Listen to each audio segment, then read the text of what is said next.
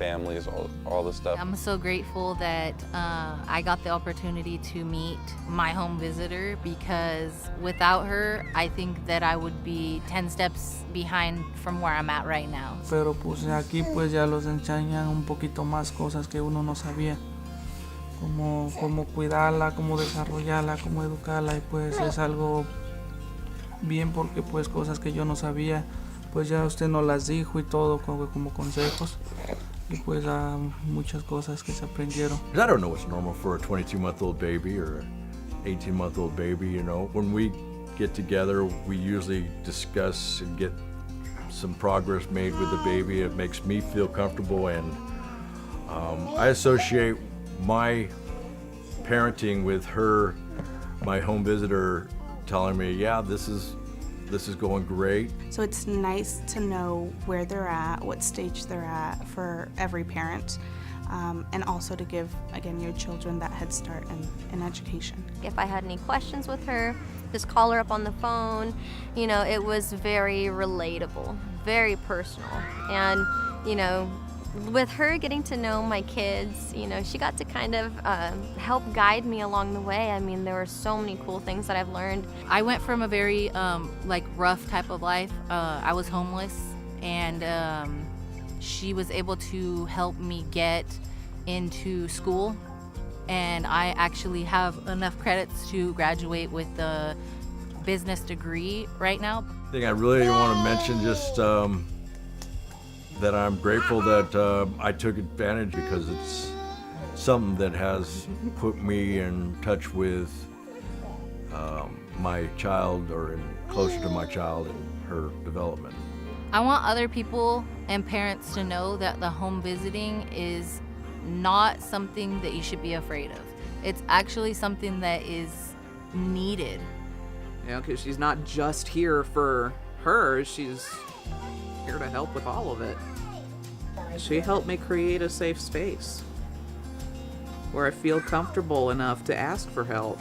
Don't be afraid to take that step. Like, don't be afraid to get help. It's always okay to have extra support. I would say, give it a try. You got nothing to lose. It's free. There's some perks, you know. They've got some great resources. Personally, I think everybody could benefit from the home visiting programs.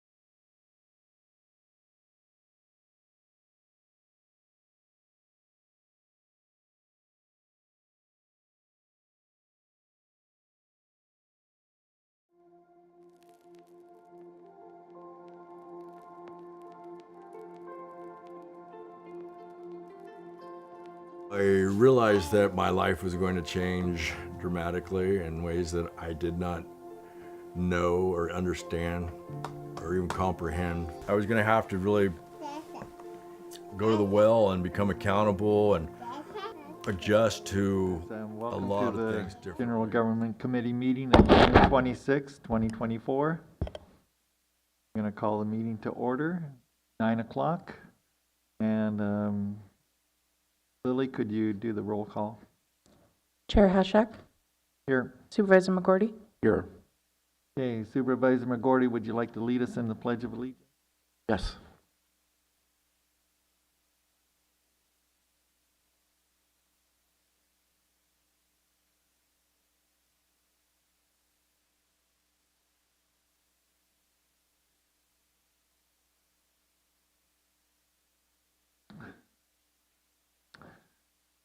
All right.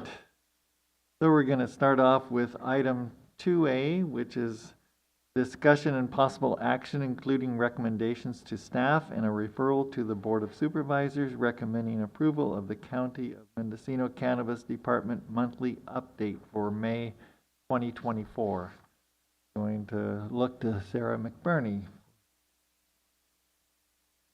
Good morning, supervisors. My name is Sarah McBurney, Senior Program Manager of the Mendocino Cannabis Department, here today to present the May 2024 Cannabis Department update. So in the month of May, we had 683 in-program cannabis cultivation business licenses, or CCBLs. Out of these 683, 537 total have been reviewed and issued by the Mendocino Cannabis Department. We still have a backlog of 146 applications left to review. Out of the 537 that have been issued, 22 of them are Phase 3 applications.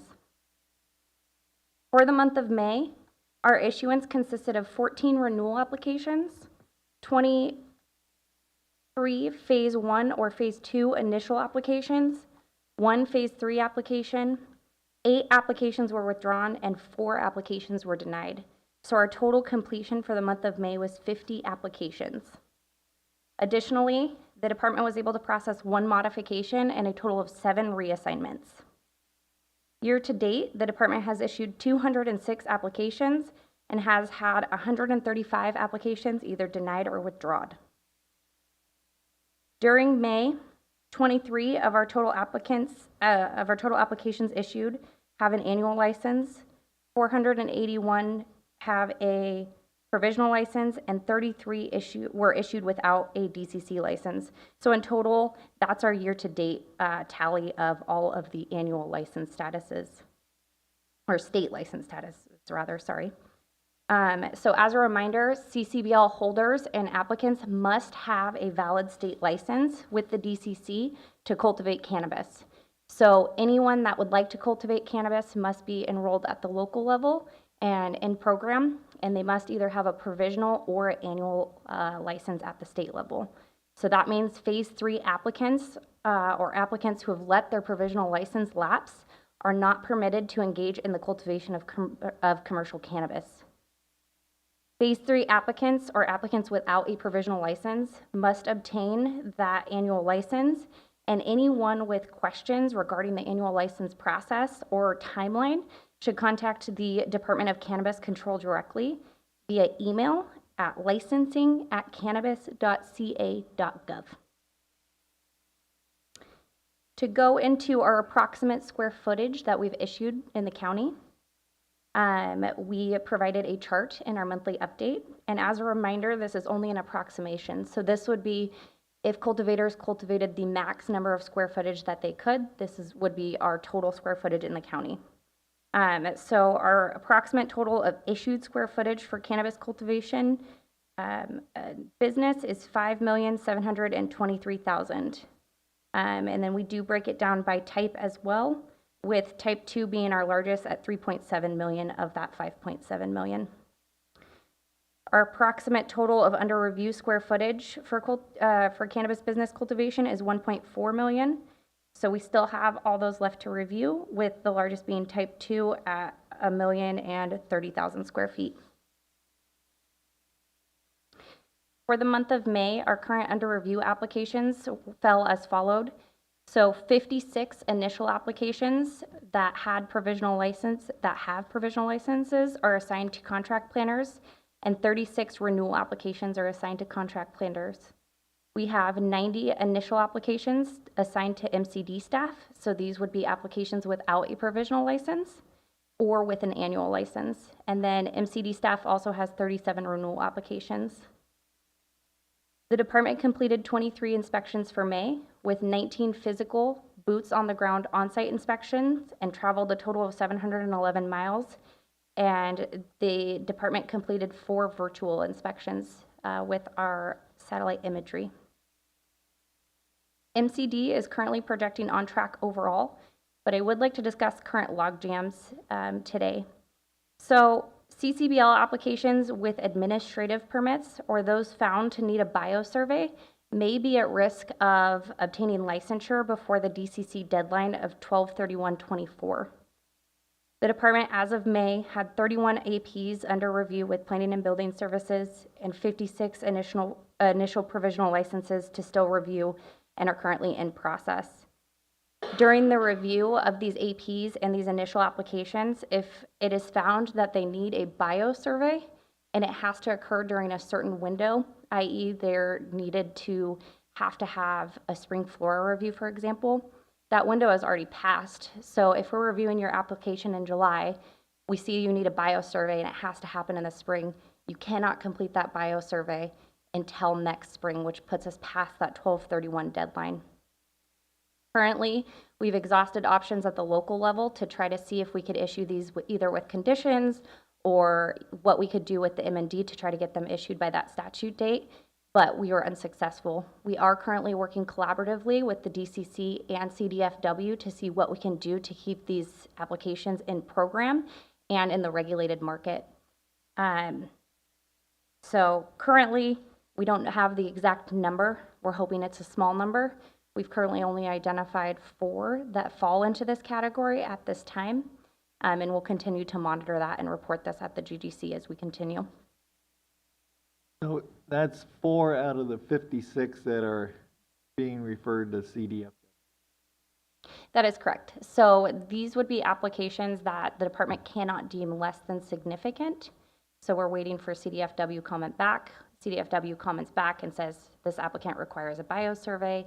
That biosurvey has to happen in X period of time. So there are different windows that these biosurveys could potentially happen. So we still might be okay with some of the ones under review.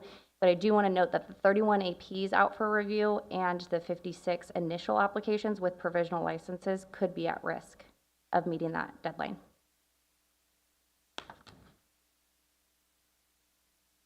Okay. So the second logjam that I want to talk about is applicants that have compliance plans. So the last step before the department issues a CCBL is we require applicants to sign a compliance plan and a written affidavit agreeing in writing that they are going to follow the terms set forth in both documents. If applicants refuse to sign either document, it is grounds for denial. May, we only had 2. When we first started tracking this number, it was much larger, but still want to keep a pulse on this and just let applicants know that if you're getting requests from the department, whether it's the step before issuance or during your review process, failure to respond to our outreach or failure to provide certain documents may result in the denial of your CCBL application. And then the other logjam that we had noted was our CDFW referrals. So applications that are deemed not less than significant in the planner review cannot be issued without the CDFW review and referral process. The department is currently working closely with CDFW to prioritize these applications and is happy with our current collaboration, but we want to continue to monitor these requests and continue to report them out at the GGC as promised.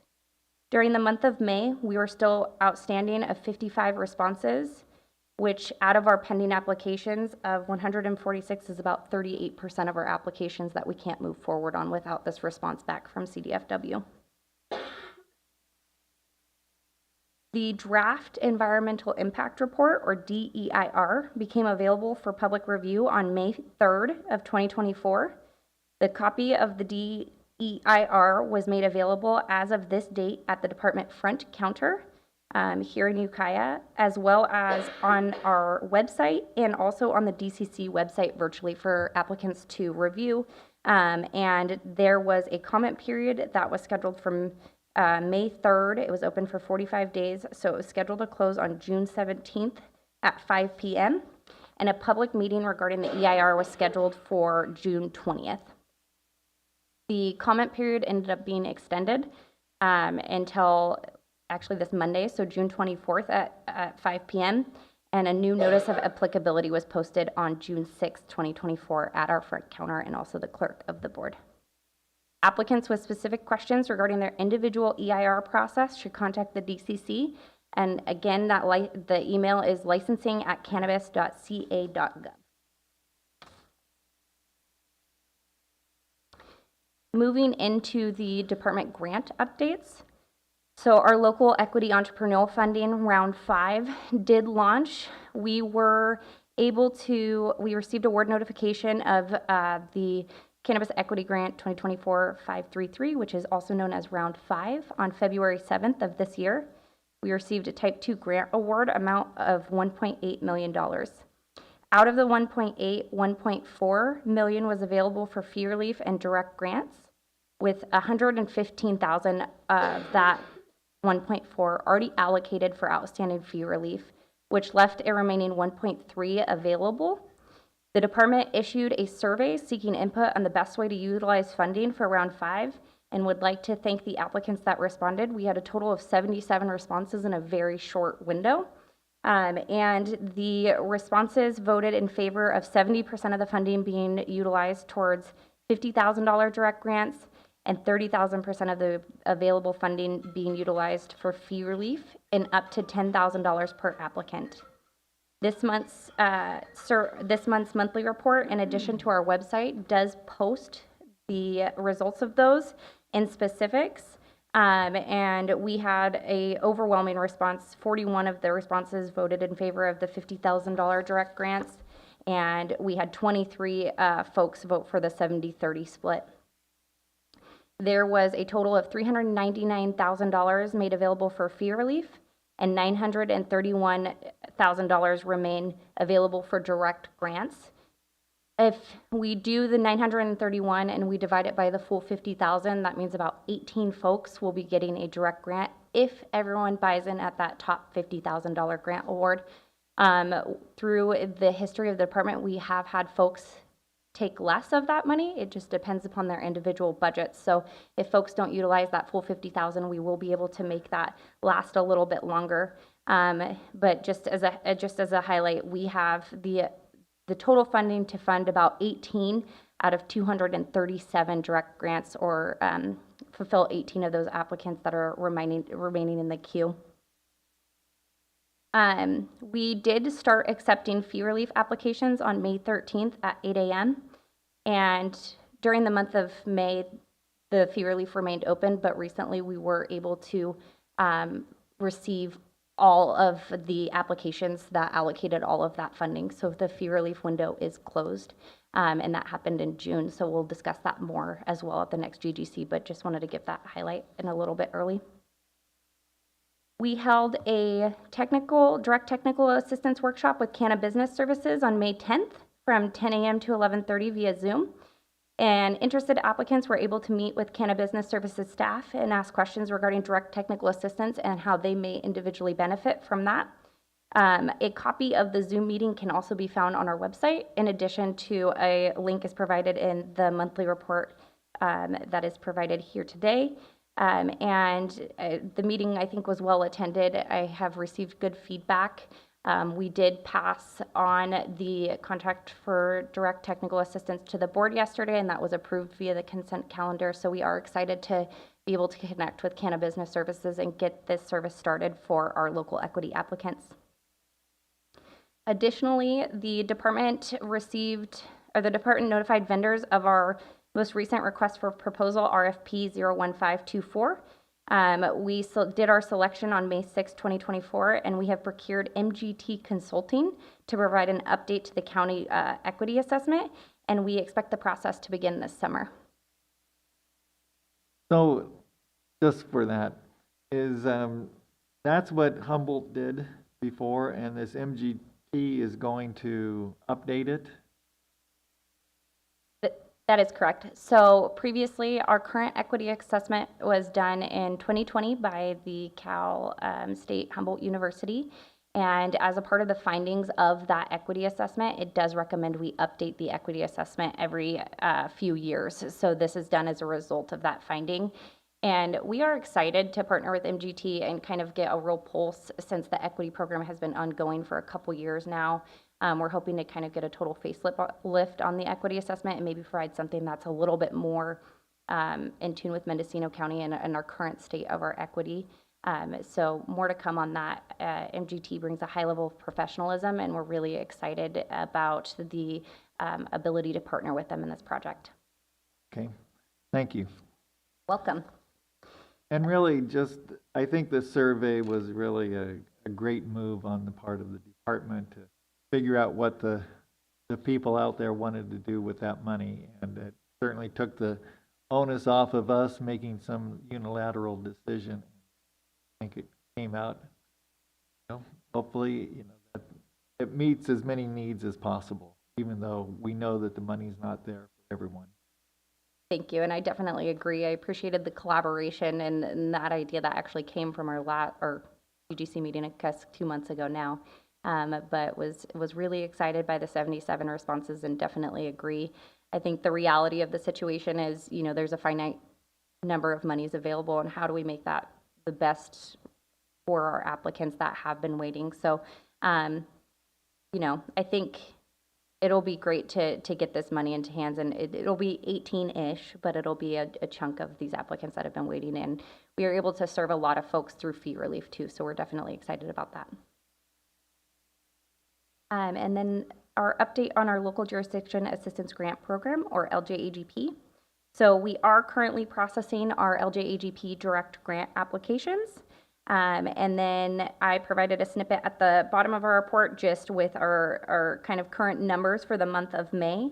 So our total amount of direct grant funding available for our LJAGP applicants is $4.8 million.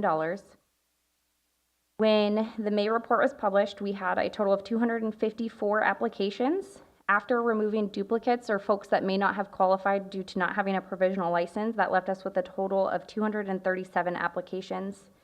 We have about $292,000 left for applications to come in. So if everyone were to take the full $25,000, that would be about 11.7 more direct grant applications. So we are still accepting LJAGP direct grant applications. As a reminder, this is a reimbursement program for up to $25,000 per applicant, per provisional license holder. And currently the amount of applications processed completely is 48. 37 checks had been sent out for AP batches. There were 71 applications routing in Cobblestone, and the remainder of the 237 minus the 71 was left to process. That number has updated. We're continuing to work on them daily, and love hearing folks call and tell us they got their LJAGP check after many years of waiting. So that's been great. Lastly, the department received notification of an outdated voicemail message on June 10th, and we are appreciative of that feedback, and we were able to get that corrected on the same day. So folks who do call the department, we encourage them to leave a message so we can give them a call back. And of course, our hope is that they don't have to receive our voicemail and we answer first so we can get their problem solved then and there. And with that, that is our monthly update for May. All right. And your staffing levels are going to go down for a little bit. That is correct, only temporarily. We have one of our planners who will be leaving on paternity leave, and we're very excited for him. Yeah, we wish him the best of luck. Yes, we do. So thanks for the report, very thorough, and let's see if there's any public comment, or Supervisor McGordy, do you have any comments? Just one small one. I want you to think of the area that's under cultivation by permit to be 131 acres. Put it in perspective for irrigated agriculture in our county. So we have approximately between 20 and 25,000 irrigated acres. So this is less than 0.5% of the area. And again, I'm looking at the crop report. We're not going to be able, I want something in the crop report that reflects the amount of cultivation, and even if it's just the fees that are paid to the county, I think that's important. It's very difficult probably to get an accurate crop value, but at least if we have some information about the cannabis industry, I would like that to be public. Now, in the last meeting, and maybe the meeting before that, we talked about this density issue and the ability to apply for 2 licenses on one parcel. Have we had, the last I heard, we had 1 applicant. Have we had more than that at this point? Yes, so to date, the department has had a total of 4 applicants or 6 new applications under this CCBL density policy.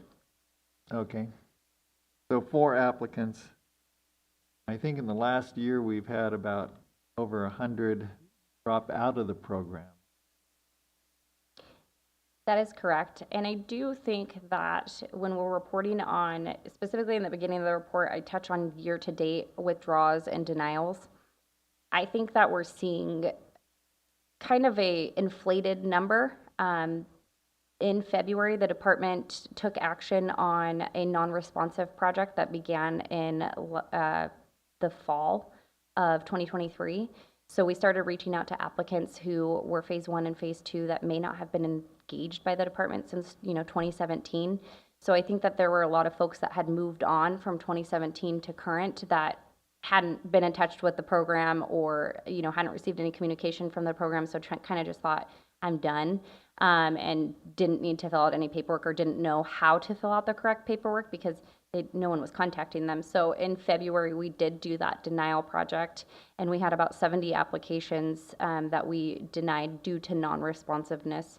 So I do think that, yes, we've had a lot drop out of the program in the last couple months. However, I think that number is inflated, and it isn't going to be indicative of business as we move forward. So it's kind of reflective of what's gone on for the last few years. It's just kind of a cleanup. That's my belief, yes. Okay. So with this density issue, and I know that there's been some letters to the editor and some discussions in like the Redwood Valley MAC and also this evening in the Laytonville area MAC about is this in compliance, the whole direct reading of the ordinance, and is it in compliance with CEQA? And that's some of the concerns of people writing these letters to the editor. So I was wondering if Deputy County Counsel Schwash could elaborate on that a little bit. Yeah, thank you. Deputy County Counsel Jared Schwass. As detailed in the procedure, updated procedure, it is basing the CCBL density of allowing individuals to obtain 2 separate CCBLs on one parcel. It is the plain reading of the ordinance, and that was the adoption of the procedure just based off the plain reading. And in regards to CEQA, the MND does contemplate that and does take into consideration when adjusting potential environmental impacts of the project that each site that is eligible to cultivate cannabis on their parcel is allowed up to 22,000 square feet of nursery cultivation space. And with this CCBL density, it allows 2 separate CCBLs on one parcel not to exceed 22,000 square feet. So if an individual gets 2 non-nursery CCBLs on one parcel, the maximum amount of square footage that they can cultivate on their property is 20,000 square feet. That is less than is contemplated in the MND, because the MND contemplates that individuals will have up to 22,000 square feet of cultivation on their parcel if they have a nursery. There is no distinction between of environmental impacts between a nursery and mature cannabis canopy, and so the environmental impacts are similar and or the same. So the MND does contemplate this. There is no expansion, as people like to say it. This is not an expansion of the MND. The MND contemplated 22,000 square feet of total canopy space for each parcel that is able to cultivate in the zoning code and in the ordinance. And with the CCBL density, they're able to get 2 separate CCBLs to not exceed 22,000 square feet. And for non-nursery, it is 20,000 square feet. There will be no, this does not allow any parcel in the county to exceed 22,000 square feet of cultivation space in the on their parcel. So the way with the nursery, you can have a 12,000 square foot nursery, and that would be in hoop houses. You can have a 22,000 square foot nursery. Yeah, and most likely it's in a nursery or in a hoop house. I'm not an expert at cultivation or nursery, so I'm not gonna. Okay. I don't have an opinion on how people conduct their growing operations. Okay, yeah. I'm just looking at this like the 22,000 could be mixed light and this nursery, most likely in a hoop house. And so you'd have 22,000 square feet of hoop houses versus with this 2 CCBLs, you could only have mixed light and outdoor. You'd have to have that combination. And that would be 20,000 if you didn't go the nursery route. That is correct. You would, so for the non-nursery CCBLs, you would have to have outdoor, mixed light, and or indoor. A mixture, because the ordinance clearly states that it has to be 2 separate CCBL types. And so the department cannot issue 2 indoor on one parcel, 2 mixed light on one parcel, or 2 outdoor on one parcel. And you are correct, if it is a nursery, you can have a nursery operation, and I'll leave it up to the experts whether it's typical or not, in hoop houses, in structures. And typically, I do believe they also use lights for nurseries to start the immatures. So taking that in consideration, I believe you are correct that half of the 10,000 square feet would most likely be outdoor, especially if you're looking at the zoning code regulations. There's very limited zoning districts that allow indoor, and if you also take into consideration the capital expense of creating indoor and the market in general, indoor license, people pursuing indoor licenses is not likely, and I believe, there you can correct me if I'm wrong, I believe that we have a majority of mixed light and outdoor and very limited indoor cultivation in the county. Very good. Thank you for that clarification. Right. Let's see, any other comments from staff? Supervisor McGordy? Well, just thinking about the 20,000 square feet, which a lot of people are upset about and saying we need to do CEQA and everything else. And I'm thinking about other agricultural crops that we grow out of doors, especially. So 10,000 square feet market garden is pretty typical in Mendocino County. Probably have somewhere in 100 of those. Their impact on the environment is not huge, but it depends a lot on the location where it is. So if we're on flat ag land with a good water source, it's not a big deal. If we're in an upper watershed and we increase the size of cultivation, then it starts to get to be more impactful. And I think that the intention of the Board of Supervisors, at least when I started, was to try to get us into a style of agriculture that's less impactful than the way that cannabis was originally designed, which was to be sort of hidden from view in places that were remote and with limited water resources. So, as the industry matures and people want economy of scale, I think the location will make a lot of difference. So if they're down in an agricultural area, I think it's going to be okay. If they're in rural residential communities, it's going to be a problem. And that's why I think the Redwood Valley MAC came out pretty strong, opposed to seeing what they consider to be expansion. So I just want to share that with you. I'm not a legal expert, I'm not a cannabis expert, but those are kind of my perspectives. And another part of that is that if you had applied for this 2 CCBLs, it couldn't be in resource land. Is that correct? If I may.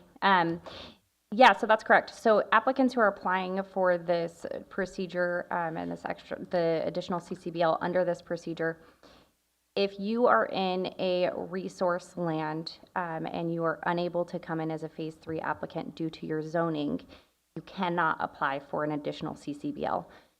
Now, that being said, if you have a already existing nursery operation within those resource lands and you want to modify the existing footprint into this additional CCBL, you can do that. However, that footprint, that water, everything, the site plan, all has to already be in place and active Currently, we don't allow any new applications in any type of resource lands.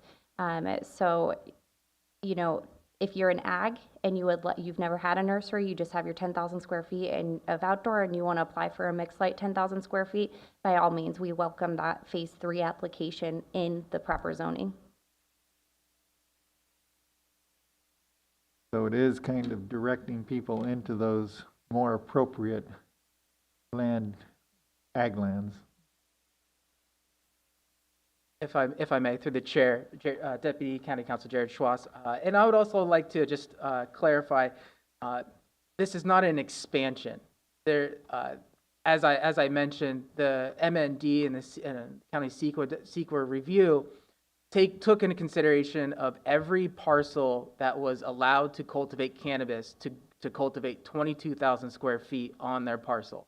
This is not an expansion of that, and the concern with the zoning districts, and to amplify Sarah's last comment, is the department is not altering the zoning districts that are able to cultivate. It's not changing the phases. It's everything in the ordinance is the same. There's no changes to the ordinance. There's no zoning district changes. Anyone who could cultivate in a zoning district can cultivate. Anyone who cannot cultivate into a zoning district cannot cultivate. There is no additional uses being applied here, and there's no expansion either for the CEQA and or the permitting process under 10A17. Councilor, you make a really interesting point, which I don't think a lot of us ever heard, was that it was contemplated that up to 22,000 square feet would be permissible under the ordinance, and most people assumed it was 10,000, and I think that's where a lot of the confusion has come in. But I think you've clarified it pretty well to what the criteria are. So it wasn't that you arbitrarily changed the ruling, which is what you were accused of at the the Redwood Valley MAC. They were saying that the county department changed the rulings or the rules, and that clearly is not the case. I think it's really important to communicate that to everybody. Very good. Thank you. All right, so are there public comments?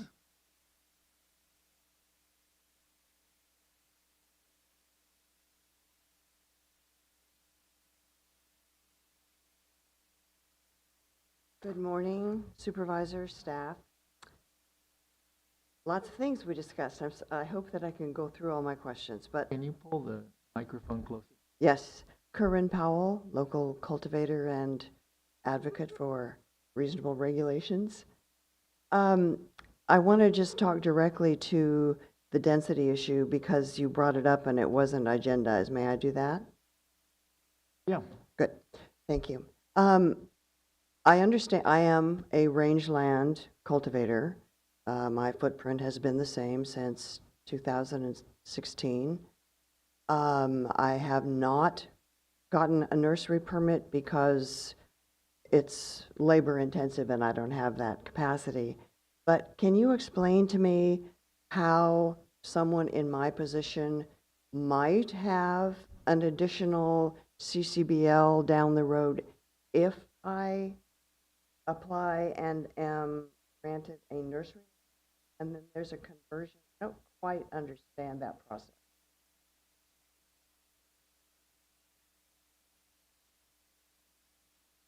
Do you want to?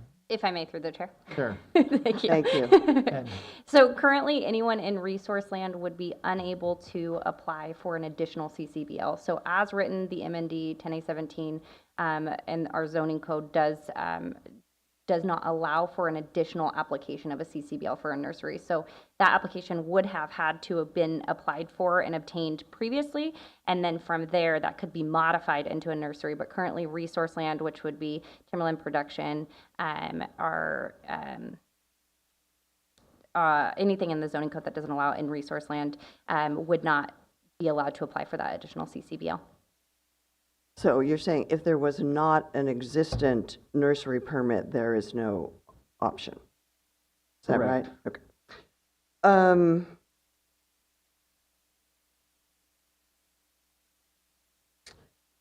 Question on what happens in the processing of county CCBLs for people who currently do not have provisional licenses and the state halts issuance of new provisional licenses. What happens in our processing locally? Do we continue to go through a local permit approval process even though we know that there will not be an issued provisional? Is that our plan? Do you understand the question? If I may have clarification from, that'd be great. Yeah. Okay. The state is stopping issuance of provisional licenses, I believe, the end of this month or sometime next month. Is that correct? And if we know that we have X applicants in the queue, and we know that they cannot legally cultivate if they are not holding a provisional license at this time, and the state stops issuing them and they have not been approved for a provisional license at the state level, what happens with our processing at the county level? Does that make more sense? Bernie? If I may, through the chair, yes, that makes sense, and it is a good question. So anyone that applies for a new CCBL application or a Phase 3 application would have to apply for an annual licensure at the state level. So once you apply at the county, there is no timeline that is needed for you to apply at the state. You don't have to be issued at the county level in order to start the application at the state process. And I would encourage applicants to start that annual application sooner rather than later. But it is true that you cannot cultivate without that annual license at the DCC level. At this time, the draft EIR just closed comment period, so there's not a clear pathway for annual licensure. However, through the finishing of the EIR, it is our belief that there will be a more clear pathway for that annual licensure to obtain CEQA and then to cultivate in the county. But yes, you will be a county level CCBL. You could be under review, you could be issued, you could have a county CCBL permit in hand, you could be paying taxes, you can be paying your annual renewal fees or potentially multiple renewal fees, but not be able to legally cultivate commercial cannabis. Thank you. And I would just like to make a comment on the EIR process. The document itself was something like 643 pages, and I doubt you had an opportunity to read it all. But many, many things were discussed. I know that MCA has been very active in responding to that document and making recommendations and comments, and I certainly support that effort. But one thing that was just a glaring admission from the state is that in reviewing for this process, they determined somehow that there are approximately 6 to 7 times illegal cultivators in the county than there are legal and regulated and tax-paying cultivators. And that is a huge, huge problem that I'm not sure how we're going to address it, but it is such a disincentive for those few hundred to embrace compliance, as we all know we must do to operate, when there is such a disparity in the traditional illegal market against us holding prices down on our side. And why are people doing this? People are asking themselves that question every single day. Why are we still in this situation?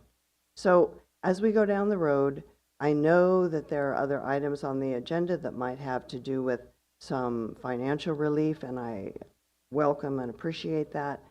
But I want the severity of the discrepancy to still be in the forefront of how policy is decided and considered. Thank you. Okay, thank you. All right. So, thank you for the report. Yesterday there were, what? Oh, there's on. A phone number ending in 225.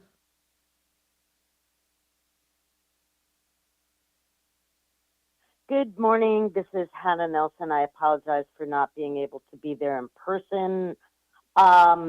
Whip through these items, so I tried to condense the amount of time I take.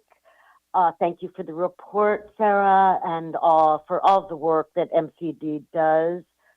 With respect to the LEAP updated assessment, I certainly hope that MGT will be active with stakeholder engagement.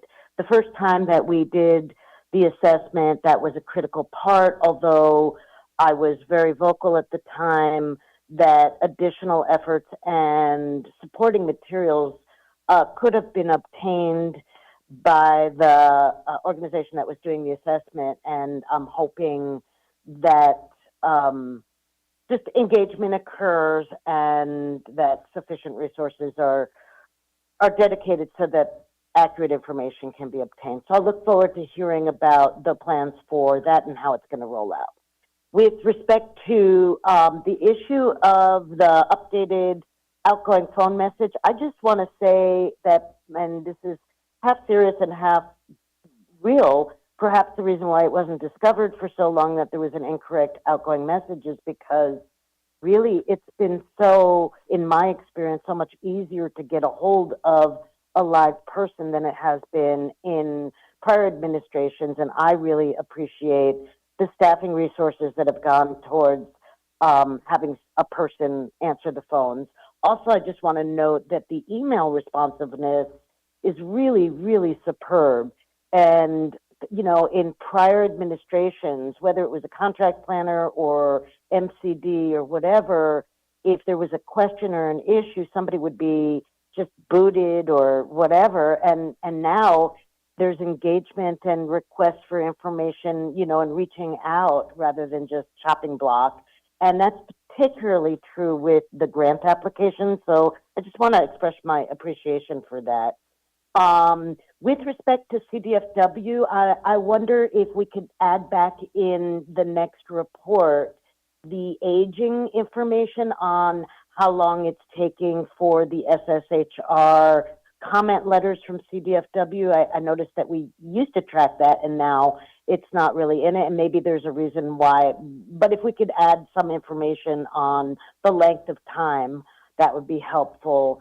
And I'm wondering also, and this may not be able to happen next month, but if there's a way to, given the importance of biological surveys and reports in the CEQA process, in addition to our SSHR process locally, it would be really excellent to have a report on how many biological surveys and reports have been done, whether or not they've been requested through our SSHR process, or whether, applicants provided them on their own because some people did them anyway, whether for their own CEQA or for other reasons, and also the information of when they were conducted.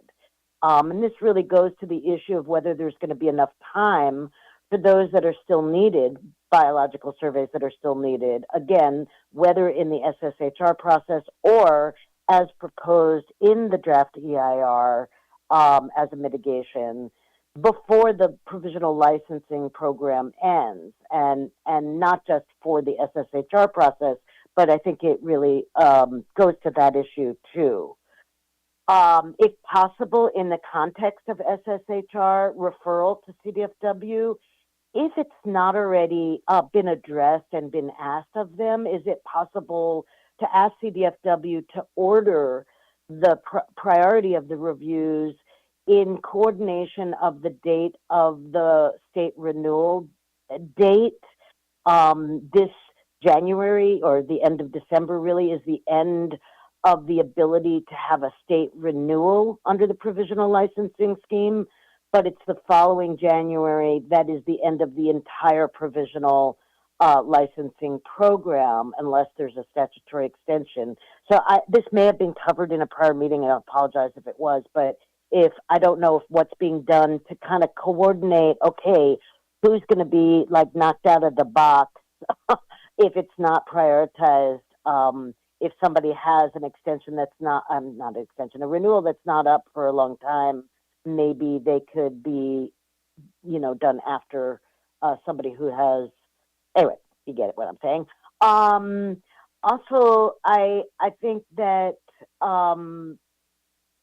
in response to something that Sarah mentioned earlier about needing there's not a clear pathway for state annual licensure at this point until after the EIR. It's always been the case that people can conduct their own EIR. They would have to take into effect all the cumulative impacts of current cultivation. It certainly makes sense at this point for anybody to wait for the EIR, but there's always been that direct ability.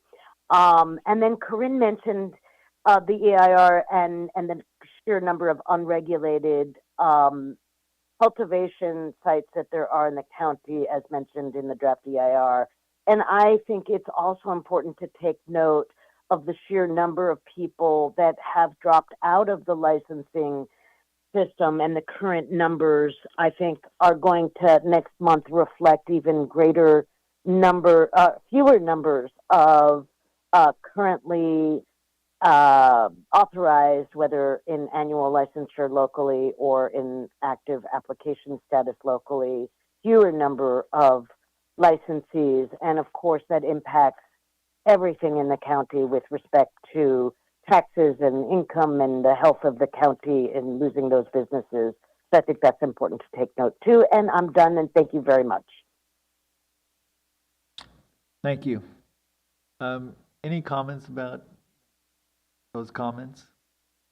Yes, if I may, through the chair. So just to confirm, a part of the LEAP equity assessment with MGT hosting that, there is a plan for significant community engagement, and I'm happy to similar how we ran the direct technical assistance, we can host that and have similar engagement with the stakeholders in the community.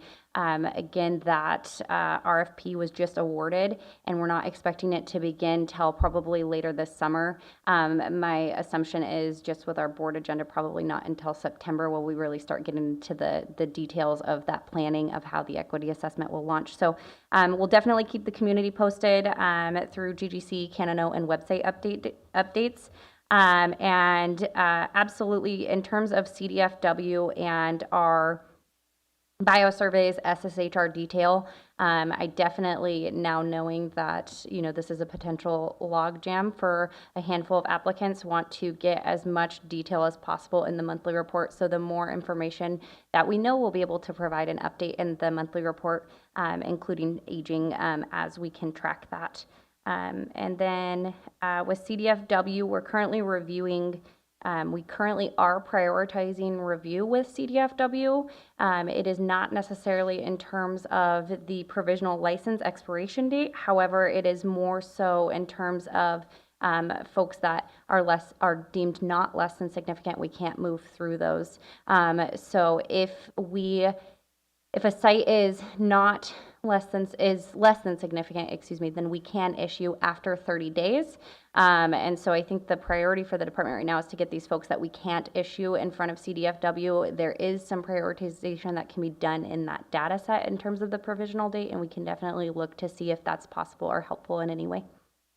Okay, thank you.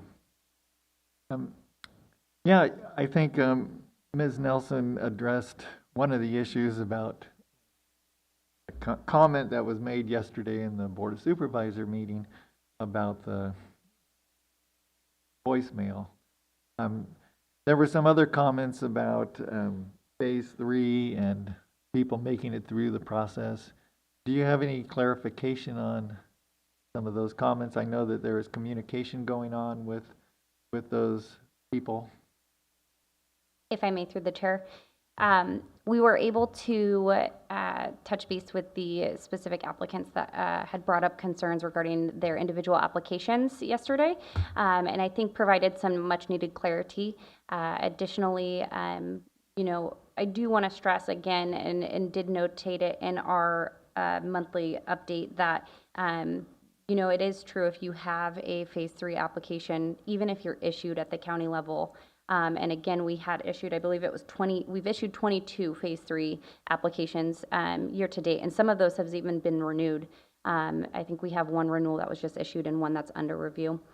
But out of those sites, just because you're issued at the county level does not mean that you can cultivate. You do need to apply for that annual licensure. You do not need to wait to be issued at the county level to then apply.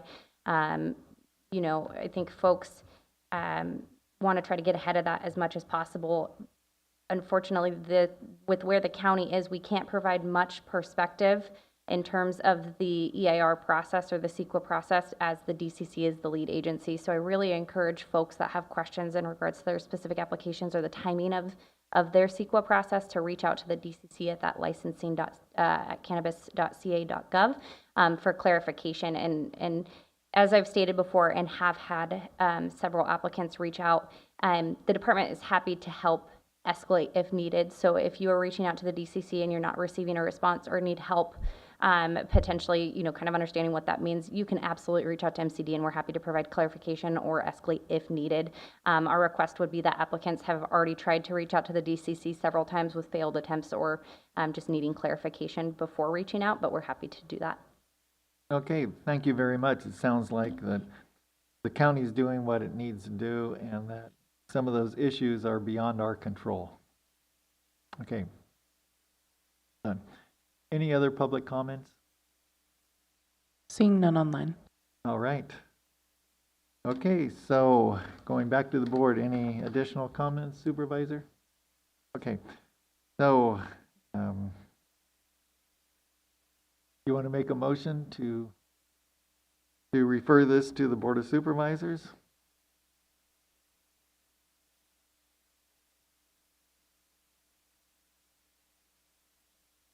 So moved.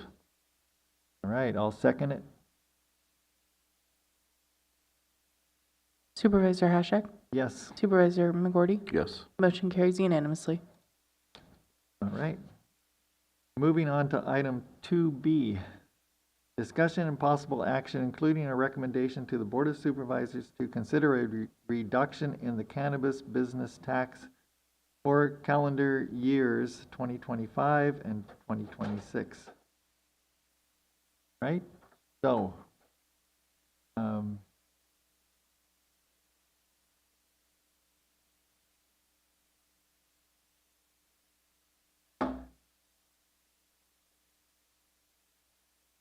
for the last couple of years, we've had a 50% reduction.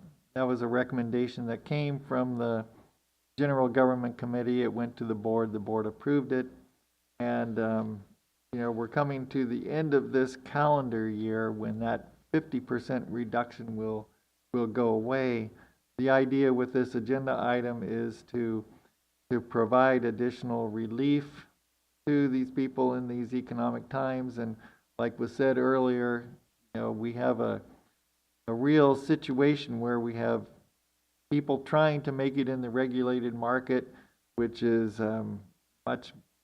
is the goal that we're trying to do, but still there's the downturn in the cannabis market. There's illegal cannabis still being grown, prevalent, and so it's very tough for these people to continue in the regulated market. So this item is to provide a reduction of the cannabis tax to 40% for this coming up calendar year 2025, and then 35% for the calendar year 26, and at the same time explore if there's other options in the long term of ways of taxing for cultivation, because some people, you know, what I've heard is people feel like this approach that we have of taxing for the licensure type is not really fair, and it doesn't take into account all the other issues going on, such as crop loss or anything like that regular farmers have. So they'd like some other change, like the gross receipts, or something like that. But that's an option for the future. The issue right before us is what are we going to do about the cultivation or the cannabis tax? So my recommendation was go to 40% for next year and then 35 for the following year. In the meantime, look at options. Supervisor McGordy. I just like a little background information. So this year, basically, we had a deficit of almost $600,000 in the cannabis program. Is that correct?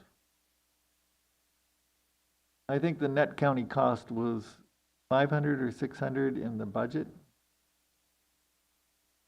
If I may through the chair, I believe that number sounds correct. I would have to look, but I think that's. And what's the forecast for the next fiscal year? What are net county costs projected to be?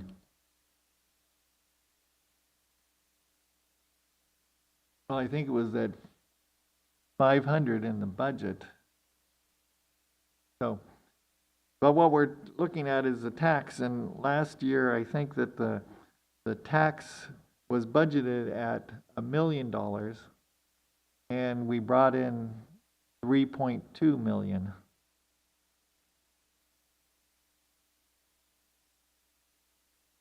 Yeah, I certainly can see why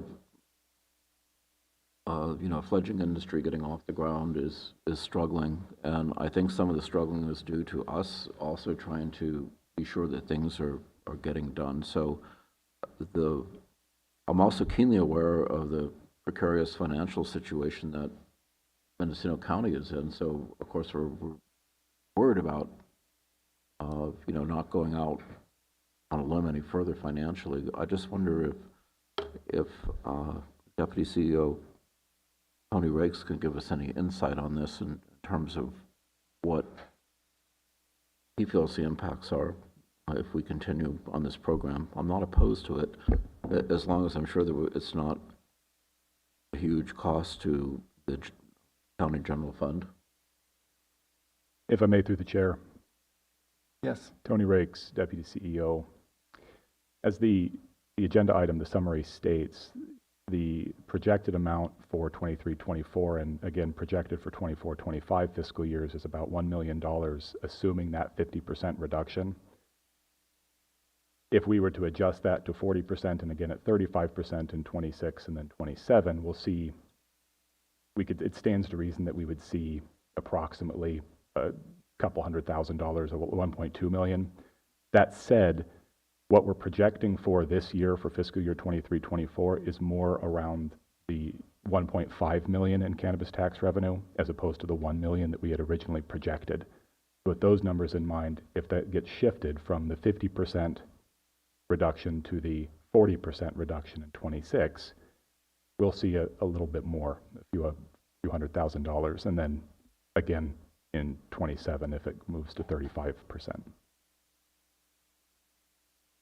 And what's the projected net county cost for the cannabis department for this year? Unless, Sarah McBurney, if you've pulled that up, otherwise I can have that pulled up here in just a moment and provide those numbers.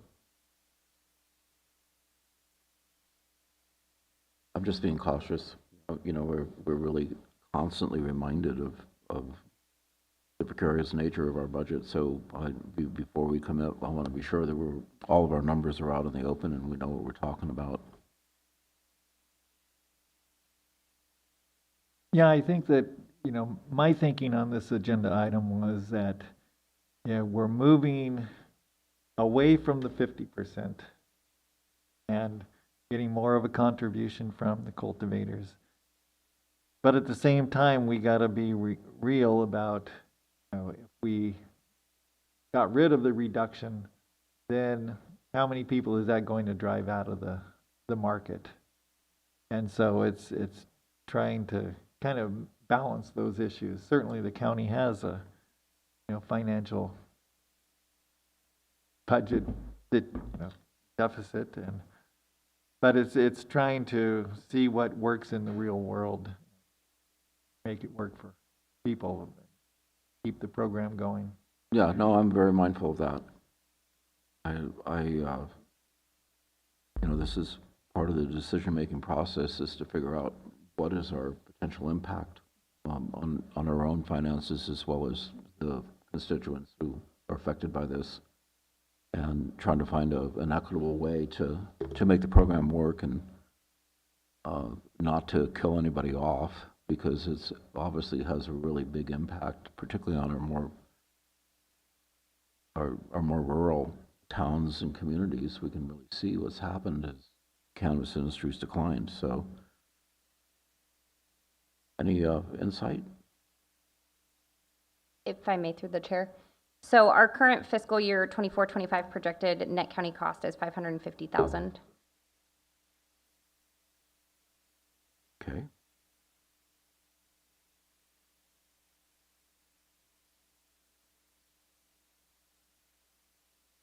And we're looking at potential income from this tax of about 1.2 to 1.5 million.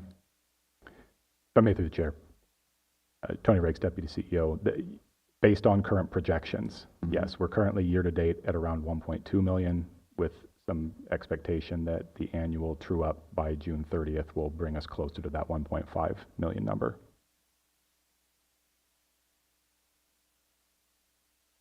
Okay, well that's looking more positive, isn't it? So I think that with that in mind, I'm happy to move this forward as proposed, and I'll make a motion to that effect.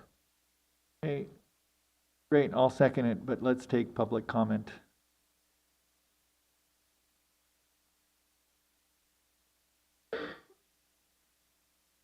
Thank you for the opportunity to speak again. Corinne Powell, cultivator and advocate. It would be nuts for me not to tell you that every licensed cultivator in the county is in support of this suggestion. I hope that the board, full board, will feel similarly as you two do, because it will be a tremendous help. However, in the discussion of this proposal, I am hoping and beseeching the committee here to take up considerations of a more current and appropriate and fair taxation system sooner than later.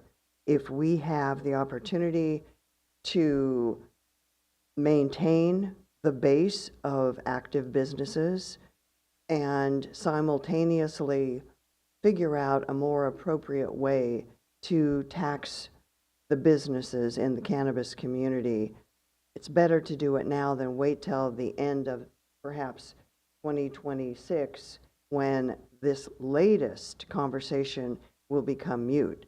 So let's find a way for stakeholders and the GGC to start a dialogue and to start gathering the information necessary to present to the board a new plan that is realistic for this day and age, because everything in the ordinance approved in 2017 was based on at least 2016 data. Everything is very different now. I think we all can agree on that.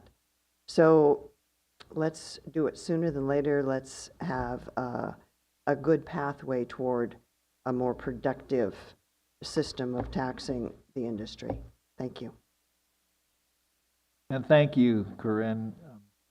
And just to clarify some of that in discussions, it seems that, if we go away from this model of the taxation as it currently exists by too much, like if we went to gross sales or anything like that, it might take a vote of the public. Well, and that's a curious question that I have too, because for years we have been told that anything that was changing the taxation part of our local ordinances and regulations would have to go to the public. But we had taxation changes for the past 2 years, and hopefully this for the future 2 years. So there still may be some room to make appropriate changes, as these two proposals have been, for a future consideration. I Yeah. don't know how it all works, but we've done it twice now, or we've done it Right. once and hopefully twice. So Right, think and there's those a are way. just some of the thoughts that we're having, and we're Absolutely. trying to work through it, and we certainly will put more emphasis on it, and, yeah, Thank we're you. going to. It's an ongoing discussion. Okay, any public comment online? We do have online comment from Hannah Nelson. Okay, Ms. Nelson. Hello, thank you, Hannah Nelson. Once again, I would love to support this motion. I really appreciate the discussion. I do want to make one other comment with respect to every time this committee or the full board weighs out these difficult decisions given the economic condition of the county, it's important to definitely take this kind of penny wise, pound foolish kind of approach. Like this, I think, does strike the right balance. If we don't retain the people who are paying the taxes in the regulated system, then there won't be future taxes, and that's certainly an important part of this equation. Additionally, really want to support the idea of, I don't know what exact forum, and I'm anxious to have the committee inquire as to what the right process would be in terms of workshops or other mechanisms to engage the appropriate department heads and county council and stakeholders to try and problem solve some additional approaches and the issue of whether it needs to go to the voters and not. And my understanding is that if it's going to lower taxes, it would not need to go to the voters, but that's an issue for county council to opine on. At any rate, I really support this and the efforts to really make sure that this discussion doesn't drop off, and that because these things do take time to troubleshoot, that we really get some kind of an indication of a schedule and how we all can support the efforts to obtain the knowledge that might be necessary and the data that might be necessary to inform the board. Thank you. Okay, thank you, Ms. Nelson. We do have one more. Emerald Law. Who is it? Emerald Law. Can you hear me? Yes. It's Edie Lerman. Hi there. Sorry I couldn't get there in person, but I'm glad and I am thankful that you guys allow comment via Zoom. I just had a couple comments on this. One is that I have a lot of clients who have withdrawn from the program or are no longer able to continue the program because they haven't been able to pay their taxes. And so having some sort of hardship or exemption that is more streamlined would be very beneficial in addition to lowering the taxes. I can't stress enough how I believe that if the county was more flexible in reducing the taxes, it would actually result in more applications and more funds because more people would have this accessible to them. A lot of people have complained to me of not being able to leave the system or get rid of their taxes once they've decided that they can't continue their farm. So that's something that should get streamlined and dealt with. And at the moment, I think that it's really, the taxes are so high and were considered at a time and passed at a time where cannabis was much more per pound. And I don't think that we're really considering how much effort and work it takes to make the amount of cannabis that the producer is able to make. And the taxes are so exorbitant that it's actually putting people out of business, both on the county and the state level. And I just implore you to have a little faith in growers and realize that a smaller percentage would actually allow for growth in the long run because more people would have access and more people would be able to actually continue to farm in this county, which we should be encouraging. Thank you so much. Okay, thank you. All right, back to the board. Okay, so we have a motion, we had a second. Call for the vote. Excuse me, Chair, Oh. Charlotte Scott, Assistant County Counsel. I just wanted to ask that you move the recommended action just for clarity for purposes of sending it to the board. So you want me to restate the motion? The motion is to move the recommended action. Second. Supervisor McCordy? Yes. Chair Hashak? Yes. Motion carries unanimously. Okay. Should we take a 10-minute break? Or do you want to keep going? Going. Okay, staff, are you all right?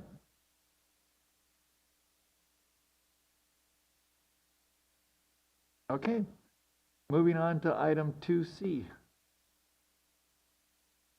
So I brought this item up because of conversations that I had with people who want to clean up their property where they have leased it to somebody who basically is gone and has left everything behind. And I have two concerns. One of them is that, and the kicker is that in order to remove it, in this case, they've been cited by our code enforcement as having non-compliant structures, no permits. So they have to pay basically a fee to take the structures down. And my concern is to have abandoned grows that are loaded with plastics that are going to be breaking down and putting microplastics in the environment. So I think it should be the policy of the board to try to have really to promote a clean environment. So anything we can do to kind of clean these messes up is I think beneficial. So I've had some discussions behind the scenes with staff, and I think that Gretchen's here today to discuss it with us and what planning and building has looked at and is proposing. Yeah, and I've certainly heard about these situations too, where people are loaning out money to people who come in and end up growing and then abandoning the place, and the person with the deed on the property is left having to clean up. And I mean, in some ways, that's kind of the risk you take of that property. But we don't, as far as the environment and everything, we don't want to just leave those places abandoned. And maybe code enforcement has I think you're trying to figure out a way of dealing with this too, right? Right, and I think we'll kind of hear what the official policy is right now, which I didn't know, but thanks to Gretchen and planning building staff, I've learned a lot more.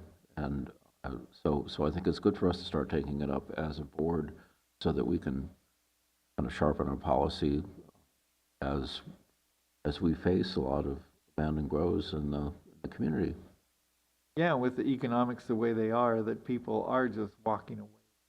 Some of these sites that pesticides along with microplastics. Sure. Hi, Gretchen. Good morning, supervisors. Do you have any specific questions, or would you like me to go over our general policies that we have in place right now? I think I go over give us a thumbnail sketch of how it works, and two scenarios. One is where a complaint's filed against somebody who has an unpermitted grow versus somebody who has an unpermitted grow where there is no complaint, but the property owner is left holding the bag to clean it up, and what the differences are in those situations. Yeah, generally speaking, as of right now, under the Board of Supervisors' direction, code enforcement is still a reactive agency, so we only respond to complaints that we receive from the community or by referral through other outside partners. Generally speaking, we'll go out and do our investigation try to get access to the sites and see if we can work with the property owners to bring their sites into compliance if violations are found, including cannabis cultivation sites.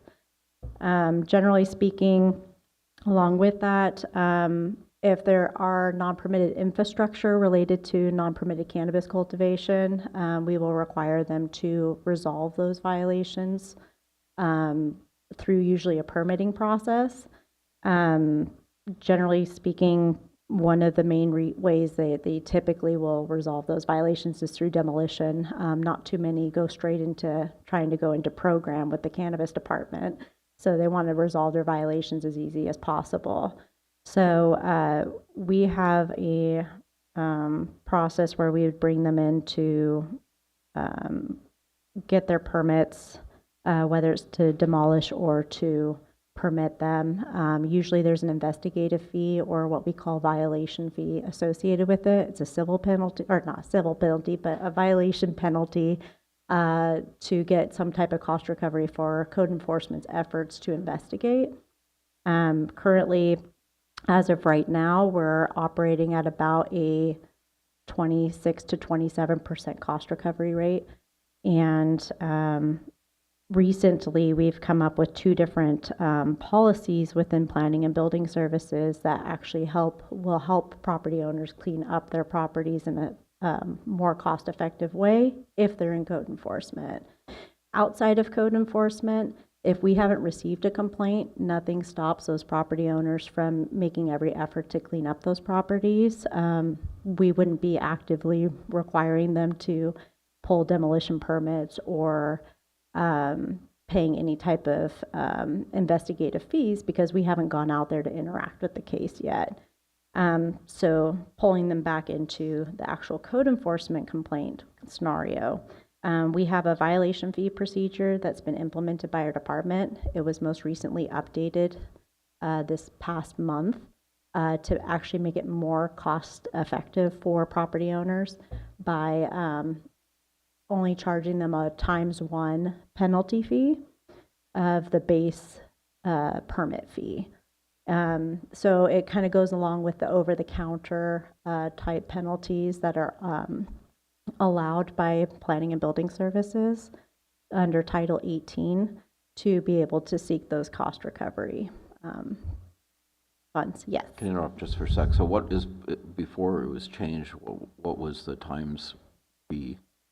So when it was specific to legal cannabis cultivation, it was ×3 because it was considered part of a commercial enterprise. And whenever we catch somebody in a commercial type enterprise without the appropriate permits through the county, our code allows us to charge ×3 of the base fee.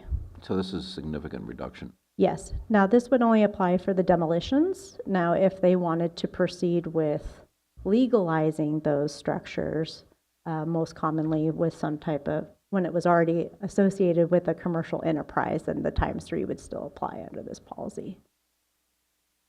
So what if somebody found an abandoned greenhouse setup and wanted to change to growing vegetables? How would that be handled? That's are you just confirming it, like you're saying in a scenario if like a property owner purchased a property and there was infrastructure already out there that was previously used for cannabis? Yes. Okay. I haven't seen that happen in code enforcement, but that doesn't mean it's not impossible. But I think that if there's some level where they were trying to provide evidence and supporting documentation that that's what their purpose is, perhaps the department would review that as a consideration. Okay. Because when my first encounter with hoop houses was where they grow lots of greens and burgundy, because the French eat a lot of fresh produce and they're not heated or anything, and they grow all through the winter in these hoop houses basically, and it's a very common sight. Yeah, we've had circumstances where we would get a cannabis cultivation complaint and we get out there and they literally had just peppers and tomatoes in there. And so under those circumstances, that ×3 violation wouldn't apply. Okay, thank you. And then additionally, as of this month, we also came out with an additional policy and procedure for staff for demolition of multiple structures on one site. This actually came out literally this last week, and so this also might be a helpful tool towards property owners when there's multiple structures that they're proposing to be demolished and they're within 50 feet of each other. They can actually apply for those under one permit.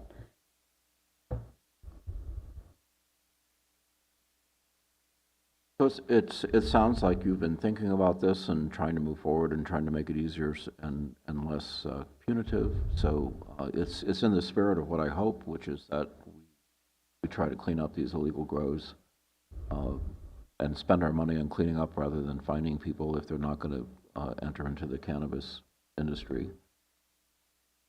And that's what I'm looking for. And anything else we can do to have it so that when a property owner basically is left with illegal structures from somebody who is no longer in the neighborhood and unable to pay for it, the better. I think that's the direction that I would like to see the Board of Supervisors go. So I thank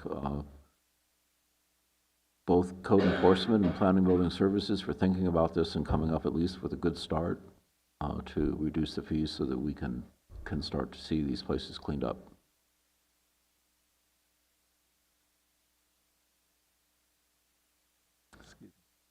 Can you give me a scenario of, so you're thinking of a person who abandons their property. It's been cited by code enforcement. It's usually a case of where someone's been leasing property and under kind of a sketchy situation where they were growing illegally, and then the owner finally realizes that the person's no longer cultivating, no longer in the area, but they're left with the buildings. And someone's made a complaint to code enforcement. They've come out, they've seen it, and they basically say, if you want to take it down, you're going to have to pay 3 times the permit for this. Originally, that's what it was. There's 3 times the permit for taking down the structure. Because the structure was put up without a permit. Correct. Another proposal is 1 times that fee, which is going the right direction. Yeah, they're proposing to demolish and remove those items, and that's if it's in code enforcement. Yeah. Otherwise, if the code enforcement is not there and people want to just take the structures down, they can do so and dispose of it, which I think is important because, again, we don't want to be seeing all the plastic coming unraveled and getting microplastics in the environment and our watersheds. So anything we can do to clean up these sites, I think is a good thing. But if it hasn't been cited by code enforcement, then that's just a demolition permit that you're talking about decreasing that cost. And that would be planning and building. Yeah, so nothing stops property owners, whether code enforcement's involved or not, because we're always going to work with property owners as code enforcement to resolve the violation before it goes to anything like fines and citations.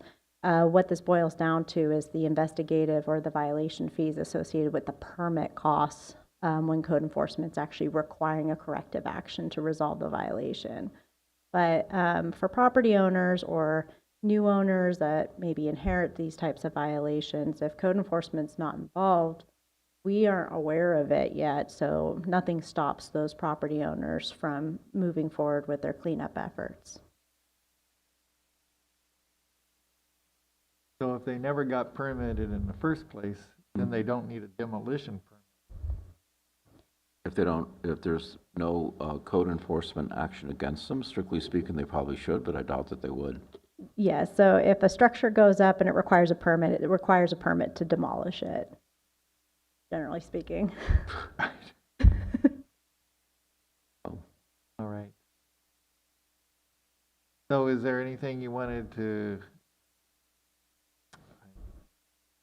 any action that can be done with this, or? Yeah, I think the action is to bring it up as an issue with the Board of Supervisors, just to discuss, you know, abandoned structures in Mendocino County and what it looks like. And what really got me going on this was attending the North Coast Resource Partnership, and they have an ad hoc on cannabis, and they were showing the extent of illegal cannabis production in Northern California, which is extraordinary, and you know, the cleanup efforts that are going to be required for it.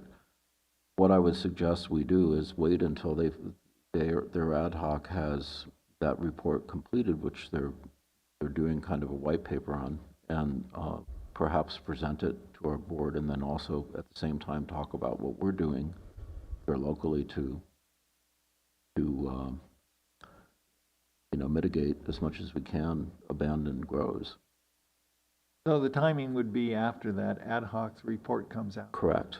So at this point, this is informational for you and I to consider, so that we know what is happening with both code enforcement and planning and building services. So they're working on this, trying to make it a more reasonable, which I'm glad for, because there are property owners that do have complaints against them that told me that basically they could either clean up the property or pay the fees, but they can't do both. So this will kind of help. Very good. So your motion would be to bring this to the Board of Supervisors after the ad hoc report, the informational item, or yeah, my action. motion would be that when the North Coast Resource Partnership has completed their white paper on cannabis in Northwestern California, that we have a discussion, a presentation, along with what we're doing here in Mendocino County to address abandoned grows. I'll second that. Okay. Is looking over to. Is that reasonable? Is that an appropriate motion? So just to clarify for the record, so the item as calendar today was just a discussion. However, there's nothing preventing you as supervisors from bringing anything to the Board of Supervisors at the time at which you would like to raise an issue for the full board to consider and agendizing it. So I see no problem with that, although I don't think there's any motion that you need to make today to direct that. So we could just go with, we accept the presentation from code enforcement, and we'll bring it to the board at a future date when we have more information to share with them. Okay. And your title did say discussion and possible action. Yep. Recommended action, we can change the, anyway, I'll second your motion. Okay. Okay. Oh, is there any public expression, public comment? Seeing none online. All right. Hey, thank you for your issue. Okay, we'll call the question.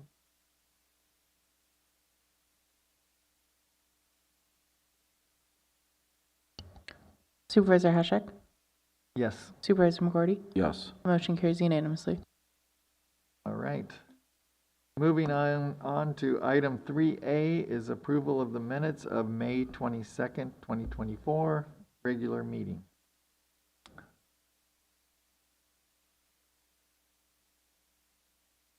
Having trouble with the button here. So move. Right, I'll second it. Any public comment? Seeing none online. Okay, none in the chambers. All right, we'll call the question. Supervisor McGordy? Yes. Chair Hashek? Yes. Motion carries unanimously. Okay, item 3B, public expression. Any members of the public with comments not on the agenda? None in the chambers? Seeing none online. Close that out. Item 3C, announcements. Any announcements? Not for me. All right. None for me. Okay, and it's 10:31. We'll adjourn the General Government Committee. Thank you, staff.